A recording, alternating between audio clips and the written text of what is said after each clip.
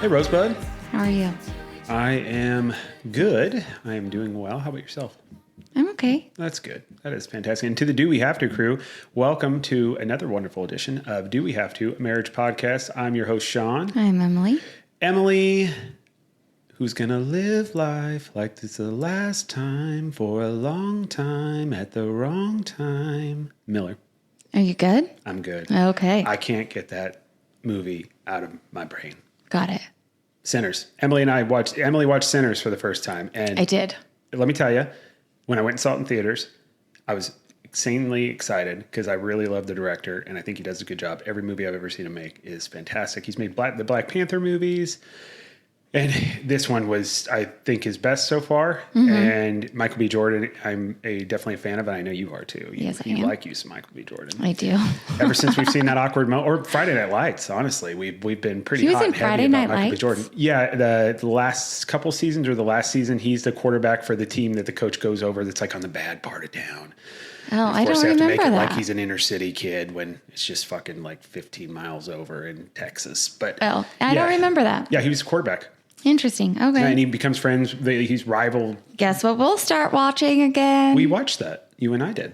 No, I know. That's where we saw him. And I was like, this dude can act. But I didn't know that was him. Well, you thought he was hot. I was like, this dude can act. He's really good. And so, yeah, no, Michael B. Jordan, you absolutely killed it. I highly recommend to anyone out there, even if you're not into vampire movies, it's just a great movie. It's so much as fun. If you like music, you will love this movie. If you like art, if you want to see somebody put their soul into a piece of art and you get to go enjoy it like you'd go to the Louvre, watch this movie. It is so damn good. I will give you that it's a good movie. Yep. And Emily hates those kind of movies. I don't know that I would compare it to the Louvre, but I'm talking about it was a work of art is what it was to me. Yeah. Yeah. So highly, highly, highly recommend. We got a wonderful show today. We're not going to be just talking about movies and those sorts of things that I enjoy. No. We've got a wonderful, fully packed show. Today's theme of the show really is we're going to be starting our, working from the ground up self-improvement series. And really where you start is by clarifying or establishing your mission or where you want to see yourself go. And you do that by establishing a mission statement, a personal mission. I know a lot of people associate mission statements with companies and corporations. I mean, really, a mission statement is just an outlining of who you are, where you want to be, and where you want to go. And it's typically done from a company perspective. But I think we have learned, my love, as individuals, you need to have a path. You need to have a clear understanding of where you want to go and who you want to be and how you want to get there. Yeah. And that's how we're going to start it. We're going to start that today. And Emily and I have actually already written our personal mission statements, but we're going to talk about just go over what that means, what that encompasses, how to do it. We're going to provide that. And, after the show is aired, we will also have, I worked with ChatGPT to build a worksheet. So it's very simplistic to build one of your own. So we will send that out to the wonderful Do We Have To crew. It'll be available on dowehavето.com.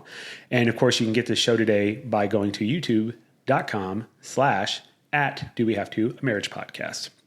And as always, this wonderful show is a Not Actual Family Studios production. Executive producer, Colin. I'm on vacation, so I might not have time to edit this episode. Maskell. He'll do it. Absolutely. And of course, we have our wonderful 90s nostalgia that we're going to jump back into today. We also are going to continue on getting deep between Emily and I with a deep card. Yeah. And then again, of course, we're going to do our deep dive into our personal mission statement. Yep. So should we just jump right into it? I mean, I feel like the Sinners banter is like, I don't want to cheapen I do the have a banter Sour Patch Kid moment really fast. Let's hear it. We have time for it. Well, you determine that. I've only communicated to you our time discrepancy issues, and you're just going to do what you want to do. So go ahead. Okay. Go no, I want to hear it. So the other day, Maeve, we have a rule in our house where you're not supposed to watch YouTube as a child. It's too hard to navigate. It's too hard especially to the shorts. Limit and restrict. And even on YouTube Kids, I still find stuff that I don't want my kids watching. So we just don't allow it. But Maeve has discovered that there are some Paw Patrol videos on there that she deems super important to watch. And we've told her several times not to do it. We then had to tell Papa Ron she's not allowed to watch YouTube because she kept asking him and he would do it. And then I would go downstairs and she'd be watching it and I'd say, Maeve, what are you doing? And she would turn off the TV right, really fast. Because she knows she's not supposed to. And run outside and be like, what? What did I do? So the other day she goes downstairs, sees Popper on, and she asks him to put on YouTube on the TV because she can't work the clicker. And he gets up and then he's like, wait, I thought you weren't supposed to be watching YouTube. And she looks him dead in the eye and says, I thought you were on my side. You were on my team. I thought you were on Team Maeve. He didn't say another word. He put on YouTube. She should not have done. Pop her on. I know you listen to the show. You're one of the Do We Have to crew. Should not have fucking done that. Not cool. Oh, it was funny. But yeah. So apparently we have a Team Edward, Team Jacob situation going on in our house. With Maeve. Then had to have a conversation with Maeve that that's not allowed to happen. That's not okay. She really took it to heart too. She's a schemer. Yeah, she's a fucking con artist is what she is. Yeah. The original Sour Patch Kid. I can't wait till one day when she's older and hopefully YouTube and the world is still going when she's an adult and she can come back to this episode and hear me call her a fucking con artist because that's what you were, Maeve, back when you were 6 years old. So if you're listening to this now when you're in your 20s, you were a fucking con artist. And hopefully and not very kind a lot of the time, just to be honest. I'm just going to tell you. So she's adorable. And as I'm getting nostalgic about thinking about my children getting older, it's I think a perfect time to segue into our wonderful 90s nostalgia. And we actually got a lot of good stuff. Yeah. So, as we've been continuing on in this wonderful segment, as you know, Emily and I are children of the 90s. We were born in the 80s, but obviously a lot of our memories are based in the 90s. And we like to, and we get a lot of positive feedback about going over things that occurred during the period of time of recording the show during the 90s, right? Yeah. And I got some bangers here on this one, and actually did some research on some things, listened to some things. I actually did really well here, so be ready. So for products, so I kind of just broke it down: products, clothing, games, film, TV releases, premieres, etc. Right? Music.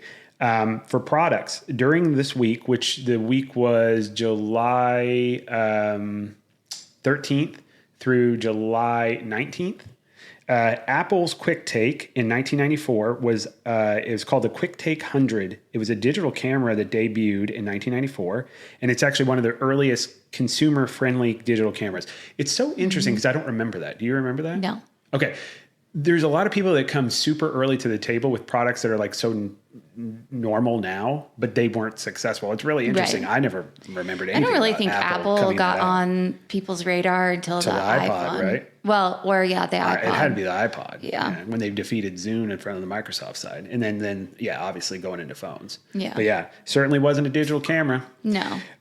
So, hey, let's talk about clothing. So this was actually a lot of fun. So they broke it down to where between July 13th and the 19th, this is typically what you would see during the entire 90s summer wardrobes. And this is based on from 1990 to 1999. For lightweight outfits, you would typically see baby tees, slip sundresses, crop tops, and low-rise jeans. And that's kind of by 1994. I know it's a resurgence. That's what's so great about this. Except low-rise jeans really haven't come back yet, and I kind of hope they don't. We'll see you soon, low-rise jeans. Nobody needs to see those. Oh, maybe I need to get me some low-rise jeans. No. Essential accessories were scrunchies, fanny packs, platform sandals, sneakers. Totally all back. We just call them, I don't even know what we call those bags, the Lululemon, like sling. Yeah, it's a fanny pack. Yeah, but we just don't wear them on They call it like a sports bag, I guess, or something like that. Know. Summer-ready outwear, bomber jackets for cool evenings. Abercrombie's been dropping some bomber jackets. They're just too expensive. It's not within the budget. Footwear, Timberlands, Doc Martens, or chunky platform sneakers carrying over from spring styles. You still wear your Timbs? I love my Timberlands. I was there first, Jason. I know Jason Kelsey likes to talk about Timberlands a lot, but I've been wearing those since... Well, you're older than him. 1994. So, 94. So if you're beating me there, Jason, I respect that. But I'm like 4 years older than him, am I right? Yeah. 4 or 5? Yeah.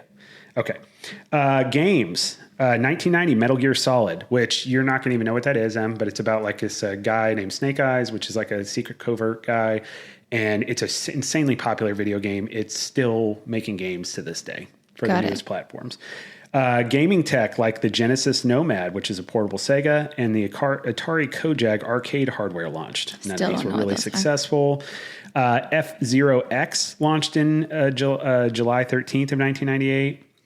which was like I think it was a Nintendo 64 game, because it was originally F-Zero was on Super Nintendo in the early 90s. So I think it was just a rendition for the new console, which was a Nintendo 64. And then in 1999, Ogre Battle 64, which I never played, but I assume it was for Nintendo 64. I did not look that one up. So yeah. Music. Janet Jackson's If, July 13th. That's a song that was released in 1993. So I did explore this.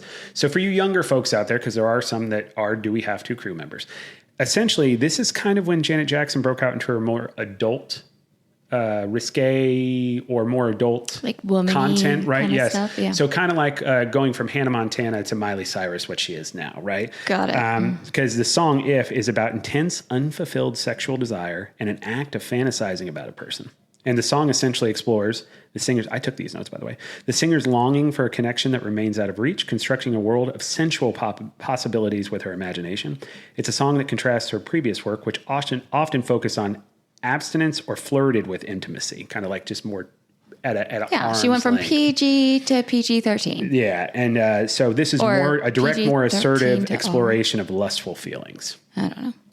Then the real champion, Toni Braxton, with her debut album entitled Toni Braxton, came out on July 13th. Debuted at number 36 on the Billboard chart in 1993. It sold over 5 million copies. I think as of today, it's like in the sixes, like over the years. But as far as in the 90s, crush on her. I think she's a beautiful woman. I owned her album back in the 90s. I did not know what I had. And I even texted that out to our chosen family chat today. I was like, you guys got to listen to this album. Sold over 5 million copies. It was an 8-time platinum record in the U.S., and that's in the 90s. Most popular songs, Another Sad Love Song, Breathe Again, Breathe Again, Breathe Yeah, Again. we know Remember that it. song? Yeah. 7 Whole Days, Love Should Have Brought You Home, I Belong to You, and How Many Ways. And then last but not least, movies. 1995, on July 19th, Clueless. Love that movie. Fucking great movie. Alicia Silverstone, we love you. That was a fantastic movie. It is timeless. I don't think there will ever be a generation that doesn't appreciate it. Paul Rudd. It is the Valley's version of Princess Bride. Oh, yeah, Paul Rudd's in it. Paul Rudd. There's other people. The guy from Scrubs is in it. Brittany Murphy was in it. Oh, yeah. Yeah, you're talking about a launching of a ton of people. And then in 1999, for our wonderful Pokemon fans out there, the Pokemon the Movie 2000 came out. Even though it came out in 1999, the movie was called Pokemon 2000. I don't know. That was very smart. I would just called it Pokemon 99. But Connor, my brother, did go and see. I took him to movie theaters to see that. I could drive then. So you're welcome, Connor. You could not drive in 1999. No, I couldn't. You're right. Dad must have taken us. You're right. I couldn't drive until 2000. That's true. Okay, good point. No, not even 2000. I was 16 in 2000. Yep, sorry. Okay. Yeah, we're old. Just you got to accept it. You got to move forward. Okay? Yeah. All right. And just as we accept things and move forward, we also have to continue to learn about each other. Yeah. And we do Deep that by card. getting deep. Getting Deep is a game called Let's Get Deep for those who have not listened to the show before. It's by a company called Buy Relatable. It's featured on the show Secret Lives of Mormon Wives. They have multiple versions of the game. You can get them at Target or Amazon. There's 3 types of cards, Icebreaker, Deep, and Deeper. And today, Emily and I are going with the Deep card because we did Icebreaker last week. What do you got, girlie? So the Deep card says, what is the most sentimental piece of clothing or item you own? Ooh. What would it be for you? Is that something like you have anything of your sisters or like your your relatives that you're close to? I do. Yeah. I have. Or is it something with the kids? I was going to say I have a lot of sentimental things that I've kept, but like I've got a very small, curated like collection. I have 2 sweatshirts that belong to my grandpa Roach, that I've had since he passed. Yeah. What are the sweatshirts? Do you know They're what they are? golf. Okay. Oh, nice. Golf ones. Yeah. I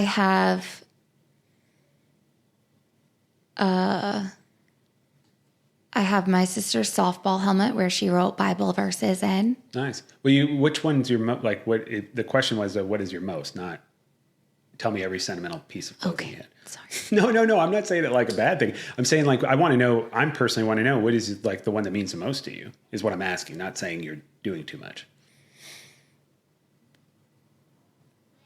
Do you want to come back? I can knock mine out real quick. Mine's more selfish in nature. Okay. I mean, I don't really have anything like clothing wise. I don't have anything like of my mom's. Although downstairs there is a sweater that it says like Mizzou Mom, and I do really like that. But like for me, it's my Letterman jacket, and my jersey from high school. And I just say that because especially now that we've been thinking about, as far as like our personal mission statement and where do we see ourselves at the end of our life and how do we get there and forging that path. Those were times for me where I had a lot of success, but I was also at the very beginning of those stages. And there was a lot of ambition and discipline that was starting to form that I failed to capitalize on. And so to me, it reminds me of a time where I was kind of unrelenting, which is where I want to be. And so to me, it has a lot of sentimental value. Yeah. Okay. I would say the little book of prayers that I got when my grandpa Roach passed away. Isn't it supposed to be clothing? Or item. Oh, it's or item? Oh, I didn't realize that. It is completely falling apart. You can't open it. You can't really do anything with it. It's in a Ziploc bag in a box because I think if air were to touch it, it would just disintegrate. I didn't realize item. I didn't listen very well. Okay, so you have it in a box. It's sealed up, but that's your. Yeah. I love that. And why though? Because it's so tattered and torn. Like No, not why you keep it in a box. Why is it your most sentimental value? Because he had it with him all the time. Oh, got it. He was always on his person. Yeah. Got it. Okay, that's awesome. That's awesome. Wish I could have mentioned Grandpa. You guys always speak so highly of him. Your dad always spoke so highly of him. Yeah, sounded like my a great grandpa human was. being. Both of my grandpas were wonderful, amazing human beings, and I miss them dearly. Yeah. One of my top items I do have, I will say, now that we're talking about items, because now I'm going to change my answer. I have your grandpa's watch, and that is definitely a top 3 for me. But it's my mom's Dark Tower Stephen King books. It was her favorite story. Ooh, uh-oh. Uh-oh. I got choked up there for a second. But I just remember her telling me, like, she would be so excited explaining to me the storyline of those books. When I get excited and I'm telling you about something that is, a lot of that's my mom coming out of me. And she would have this childlike joy explaining the storyline and all that sort of stuff. And when I was a kid, that's when these series were popular and the books were coming out. And so she would read one. And I mean, she was like she'd read a book or 2 a week. And so I'm going to protect those things. Like, I mean, I don't know. I almost would want to be buried with them. I don't think that you can do that, but I want those to stay within our family, even though it seems so silly. But that would be mine. Yeah. Yeah. That was a good question. That was. And do we have to, crew? Let us know. What is your most sentimental valuable that you guys have, clothing, otherwise, that potentially reminds you of another family member or is just valuable to you because of your journey and who you are and what you've become? Let us know. DoWeHaveTo.com. You can submit a question to the show or just comment on our socials. Hopefully there'll be some sort of short that comes out in a incorporation with this video release, this episode release. That we'll put on all of our socials, which we'll provide you at the end of the show. Yeah. Yeah. So it's time to get serious. Yeah. So really the big thing, right? I mean, again, mission statements. Right. I love that it's everything I've heard it referred to, and I know that's kind of what we're going to call the episode is like finding your North Star or your North Star, and that's creating your personal mission statement. I mean, that's going to be the name of the episode. It's going to be what we're really focusing on and discussing here, right? And the goal of this is that hopefully everybody can kind of get a basic understanding of the personal mission statement. Even though I know most of us have an understanding of it, but I guarantee you 99% of us have never written one for ourselves or our families. And that's what we're going to be working on. So this episode, we're going to be working on a personal one for ourselves as individuals. as leaders of the family. So, and anybody can do this, even if you're not the leader of the family. It's important to have your own mission statement. But hopefully at the end of this, we'll be able to define our core values, clarify our purpose, align our decisions, essentially, right? Mm-hmm. Who do we truly want to be? That's the goal of this. And you really have to relate that back. But this is the start of becoming the best version of yourself. And I know that's a thing that Emily and I push. That's why we doing what we're doing. That's why we go over mostly not the good of things that have come through our lives, because we want to be able to continue to take on the negatives and be the best person we can be. Mm-hmm. But I kind of realized, we've talked about a lot of things. In some ways, we put the cart before the horse. I mean, we haven't really clearly defined where we want to go as individuals or as a family. And we need to start there first, and then we can move forward. Yeah. Right. Well, and you yourself, I mean, as we were doing this, I know I kind of sprung this on you at the earlier part of the week, because that'll happen. I get these ideas because I want to create the most impactful episodes. I want it to be meaningful, not only for us, but for other people that can do these things alongside us, and we grow together. Right. You didn't seem super comfortable with the mission statement. No. Do you mind digging into it a little bit more? Because I didn't really bother you about it. I was just, For me, I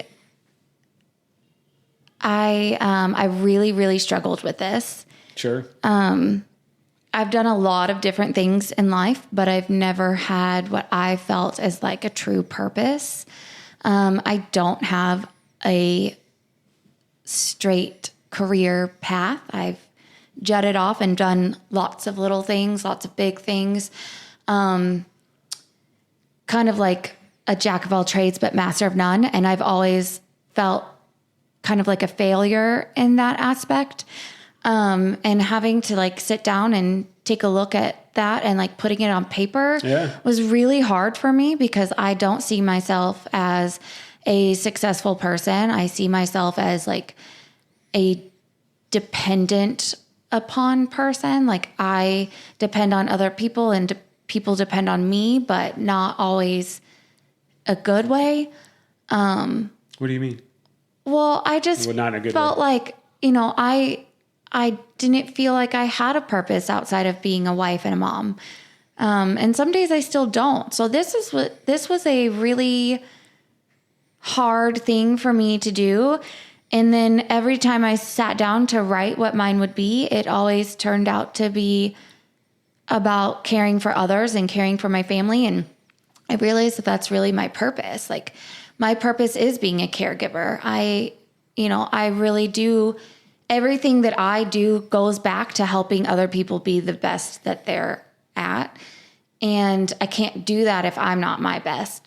So I had to like take that like intrinsically. And I had to let go that this was a permanent situation. Like I had to like understand and really let it be okay that this mission statement is fluid and that it can evolve as I evolve. Yeah, and we will talk about that because it's an ongoing thing. And that took a lot of the pressure away. Yeah. Because you don't see that for businesses or like, companies and stuff like that. I mean, at the core, they don't really change. But as business strategies evolve, those sort of things, they can be updated. I mean, for sure. You know what I mean? But like when I looked at like my true values as a person, that's what showed up more in my mission statement, not of like where I am going to be, but based on my values, I'm where I need to be. Does that make sense? Yeah. I think you get way too, and I used to, and I think everybody does. The world wants us to be focused on what we bring in value in order to consume and what job we have.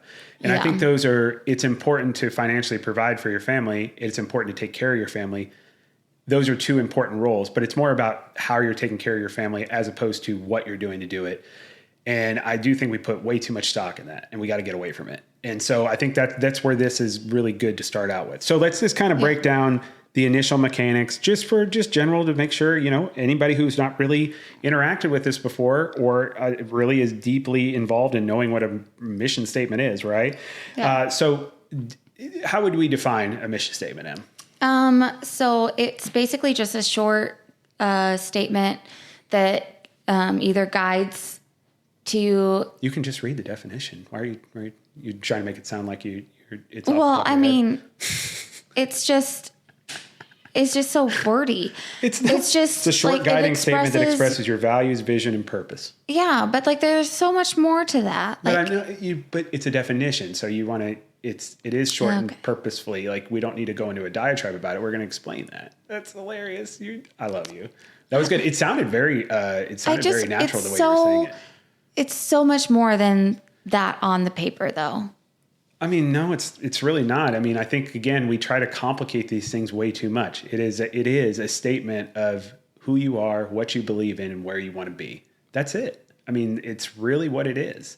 What you make of it can be more complex, but as far as like trying to define it in an insanely complex way, it's your path. It is your North Star. It is when the storm is coming around you and I'm out in the ocean and waves are crashing around me, I can still see where I want to go and I can guide through that bullshit. Yeah. You know what I mean? Yeah. Again, we all do it, and it's not a bad thing, but we got to recognize when we tend to try to like overly complicate things. It is breaking down things simplistically that are going to help us get through the bullshit to be our best selves. But no, I'm sorry. I wasn't trying to shit on you or anything. That's not what I was trying to do. I'm just saying like, a definition is important because it does simplify the process and it gives you a direct understanding of it. But why does it matter? Right? Yeah. Well, according to Psychology Today, having a mission statement this back and forth. helps. I don't. It helps with your clarity, your focus, your decision making, and your emotional well-being. Yeah. Stephen Covey's principle of beginning with the end in mind from his 7 Habits of Effectively High People is a great place to start. He's also the author of like Strength Finders and all of that. So yeah, that second principle essentially is where you start it, where you see yourself ending your life and then you work your way backwards. Right. So where do you want to be when you're on your deathbed and you're looking back and you're saying, well, I guess the goal is for all of us, right, is to have no regrets in what we've done and who we've become. So you start there. And it's like, what do I want to make sure that I know that I did, what I know I accomplished, and now I know who I became? And then you start working back and building that through. Yeah. And I thought that was really helpful. I actually did that when I was working with ChatGPT because I took a write-up. I'm not a very good writer. So I highly recommend, by the way, ChatGPT has a free version. You can just sign up with an account. The free version is definitely smart enough to help you write a very eloquent, clear, properly formatted mission statement. Really what you need to make sure and have in there though is all the elements and key essentials to make sure it is truly associated with the core of who you are. Otherwise you'll get a doctored, fake, shitty one. Yeah, Stephen Covey has one on his website, but it also is more like business driven than personal. Yeah. No, absolutely. And it's kind of like, I guess in a good way to break it down, right? How do you start with that? And like I said, we have a worksheet that we built out for our Do We Have to crew, or anybody, even if you're not with the Do We Have to crew and you just listen for the first time, you're not fully, you're dipping your toes in Do We Have to crew waters, but you're not really quite a fan yet. That is absolutely okay. We'll have a worksheet out on our website at dowehavето.com. I'll figure out how to drop it in our socials. I don't know if you can drop a document, though. That's kind of difficult. But I guess I could put it out in text. Yeah. But the first thing you want to do is really starting with your values, right? What is it that drives you? And that's kind of where for your guys' things and what Emily and I did, you really have to do is write down what is it that drives you? What is it that you care most about in this world? I think that's kind of where you were kind of coming to that fruition. Am I right? Yeah. Like I have like 4 or 5 pages of just like, oh my God, 4 or 5 pages of stuff you did? Yeah. And like, as I kept going through them to like come to my final it's so crazy how different we are. I have like a quarter of a page with some Dunkin' It all had the same theme to it. So that's how I knew like, as you kept writing me through it, it was all kind of lining up to a specific theme. Yeah. And that theme was you see yourself as somebody who wants to grow to be the best version of themselves to help others as a caretaker. Is that kind of where that went? No, it's to lead a life. Sorry, I'm just going off of what you said earlier. I don't know. I'll read mine later. We'll have time. We'll have time. What are you, when are you most proud of yourself? What are you most proud of about yourself? Right. These are the types of things. And and I think it was Kashad and McKnight back in 2009. They did research on this, that value-aligned living improves resilience and satisfaction, meaning that if you align your goals, your directives, your path, which is what this mission statement is, with what you truly believe in and what you truly value, your ability to go through life, your ability to be satisfied with what's happening, even when the bad is happening, and your ability to be resilient through it is increased quite a bit. Yeah. Yeah. Yep. Then you want to start with statements like to be and to do, right? Mm-hmm. To be, what is the kind of person you want to become? You want to become a more honest person. You want to become more compassionate. You want to be bold. You want to be a risk taker. What are those things you want to be, right? And then to do, what is your contribution or impact on this world or your family? Like the immediate, the overall, and it wasn't until I started asking these questions that I'd even realized what I wanted to do. You know what I mean? I've sent out some videos, I know a few episodes ago, I made a challenge to multiple celebrities in a way to raise funds for charity. I'd like to raise money for the American Cancer Association and the Parkinson's Research Foundation. I can't do that, with us starting out a podcast, but I can certainly do it in coordination with other podcast channels that have a following and a surrounding. And so I've been trying to do that in a way where we can create a competitive atmosphere, a channel versus channel, challenging Jason Kelsey to a running race, challenge Burt Kreischer to an MMA fight. And I just recently challenged Bobby Lee to a amateur wrestling event. Because apparently he has a high school wrestling background. He also had a very funny skit with Triple H back in the early 2000s I really enjoyed. And I've thrown these challenges these guys in these podcasts.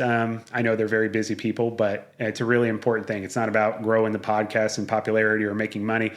We don't make any money. But what I would like to do before I die is I would like to raise $1 million for charity. And that's never even something I even thought of that I would want to do or be. Yeah. And it's really important to me before I die that I do that. And you don't get there by not trying to do bold and great things. Right. And that's what I want to do. Yeah. And so asking these questions, you are going to find things about yourself or things that you don't realize are important to you, or maybe you just put it in the back of your mind because you didn't think it was possible. You start writing this up, everything is possible still. Yeah. And it's right there in front of you. Right. Yeah. Like my mission statement is basically the opposite of where I'm at in my life. Well, it's not the opposite. It's where you're going. It's where I want to be. Yeah. Mm-hmm. Who are you going to MMA fight? No one. Oh, I was hoping you'd say Aubrey Plaza or Tony Braxton. I'd like to see you girl fight with both of them. No. No? Okay. No. Pretty sure both of them would kill me. Yeah. And examples of this, the nice thing about this too is we got tons of examples from people that have written them because it is something people do. It seems like the most highly effective people or people that have been very successful, they do have personal mission statements. Yeah. I mean, if you look at Arnold, The Rock, and I'm sorry, I'm just naming guys, but like female leaders, all those sorts of people, whether they said, hey, I have a personal mission statement, or they have written down like in a very decisive manner as far as where they want to be, who they want to be, how they want to be, and where they want to go. That's what most successful people do. Yeah. And that's because they have that vision and they're constantly working towards it, that what we see the success in a day is them working over years and years and years. Right. Yeah. Do you want to read yours? Yeah. And again, like Emily had mentioned earlier, but writing and refining it, this is, you need to be authentic as possible. You need to allow it to evolve. So if that means you're changing it, right? But yeah, let me read mine. I called my mission statement "Relentless Purpose." I didn't title mine. You don't have to. I just did. Okay. I am committed to becoming the strongest, sharpest, and most disciplined version of myself, physically, mentally, spiritually, and emotionally. I will not waste my time, energy, or attention on distractions, meaningless people, or anything that does not align with my purpose. My mission is to protect and uplift my family physically, financially, psychologically, and spiritually, so they thrive under the shield of my presence and the legacy of my discipline. I strive daily to be a good man, grounded in integrity, clarity, and purpose, not a nice man who bends, appeases, or avoids. I will carry strength with humility, kindness, and boundaries, and love with backbone. I'm here to do things, walk the uncommon path, and earn the title of being the baddest fucking man I can be. One who leads with honor, protects with ferocity, and lives without compromise.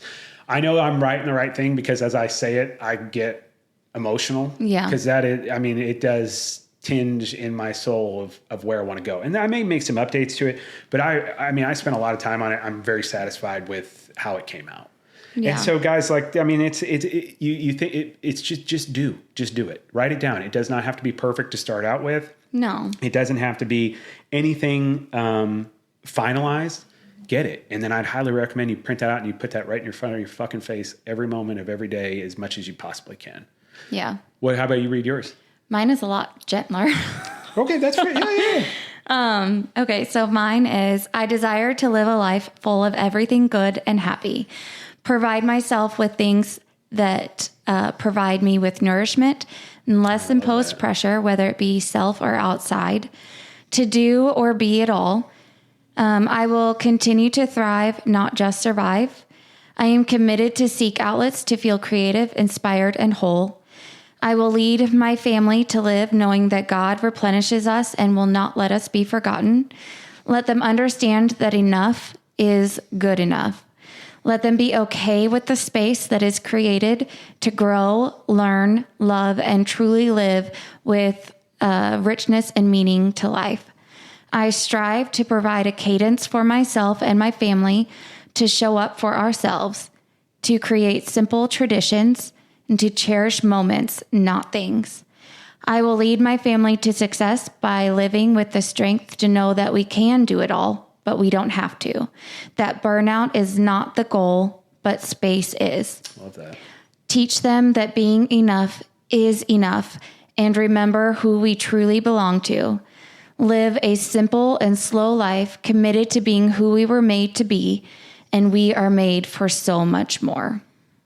I love that. That's great. You were nervous about that. I think that's fantastic. I'm nervous about that.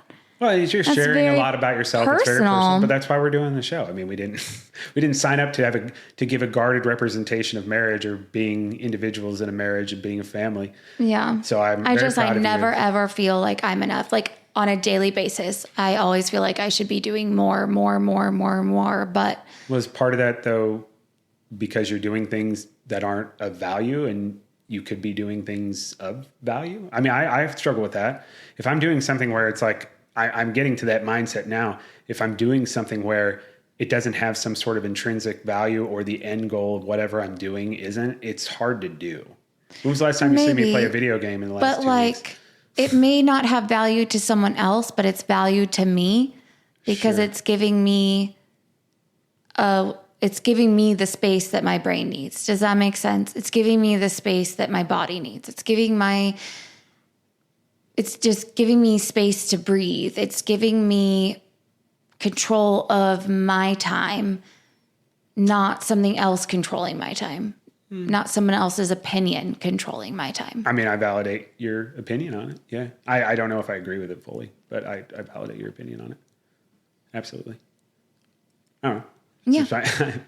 We have different mindsets about this stuff. And I do get, when I get very passionate about something, I get very extreme. So, yeah. But yeah, guys, so use this, right? So use this as a way to reflect, use it as a way to sift through. If you're making a decision, use your personal mission statement as a way to sift through that. Use that as your buffer. Closer or further away. Absolutely. And then you can make decisions from there. Yeah. And next week, of course, we're going to dive into doing one for our families, right? So a lot of the information will be the same, but they did have some good techniques as far as when you're thinking about holistically for a family. So be ready for that with our next episode coming out the following week in regards to writing a mission statement for your family. Yeah. Yeah. So, and again, guys, like I said, we'll have a worksheet available for you guys to be able to utilize. Also, just do us a favor. Go to dowehavето.com, submit, if you're comfortable sharing it, we would love to hear some of the Do We Have To crew's personal mission statements. Mm-hmm. Like what are they? I would love for Uncle Colin, I want to hear Schmedium's personal mission statement. Mm-hmm. I would love to fucking read that on air. So Schmedium, that's a challenge to you. But yeah, and then on our socials, whatever it is, if you want to put something on a social and tag us, use the hashtag MyNorthStar. Yeah. Yeah. Wrapping up really quick, I'm just going to do a quick, hey, Peloton, because I didn't do it last week and I feel very bad about that. But we did end our challenge of last week as far as workout time. I ended up not getting first. Once again, Krabby Cakes is back in the table, she's 17 hours and 50 minutes. Barbie Gal was second place, 16 hours and 10. I was in third with 11 hours and 54 minutes. Relentless Casey, who has a nice selfie with his shirt off, has 10 hours, 59 minutes. Stacey Ostradom, 9 hours and 42 minutes. Pelodono Sore Ass, that's funny. 8 hours, 30 minutes. Michaela Bryan, 7 hours and 40 minutes. Fit Queen Lisa, 6 hours, 59 minutes. Rock Chalk Stell, 6 hours, 49 minutes. Not a Runner Katie, 5 hours, 40 minutes. Crazy Spin Legs, 4 hours, 40 minutes. Kelsey Lifts, 4 hours and 31 minutes. Casey Lama, 4 hours and 4 minutes. Inspired Jayhawk, 3 hours, 57 minutes. Katie Mack, 3 hours and 42 minutes. Raisin Kane 08, 3 hours, 39 minutes. Palo Junkie, 3 hours and 10 minutes. Chiefs Chick 816, 3 hours and 6 minutes. Vito 63, 2 hours and 33 minutes. Alex Runs, hey, that's my old boss from Flywire. Nice. That's awesome. I love you. Love you, Alex. And at 20th, 2 hours and 31 minutes. Congrats to the top 20, and that's folks all around the United States. So guys, keep working hard. I've noticed everybody who's been a part of this team, their time has increased as we've been going, and so has mine. So thank you guys all so much for the motivation, the support, and being a part of the Do We Have to crew team. Yeah, you can join the crew by following Sean at Do We Have to Pod KC or me at Emily_in_KC on Peloton. You can use the hashtag Do We Have to Crew as your tagline. You can join our team.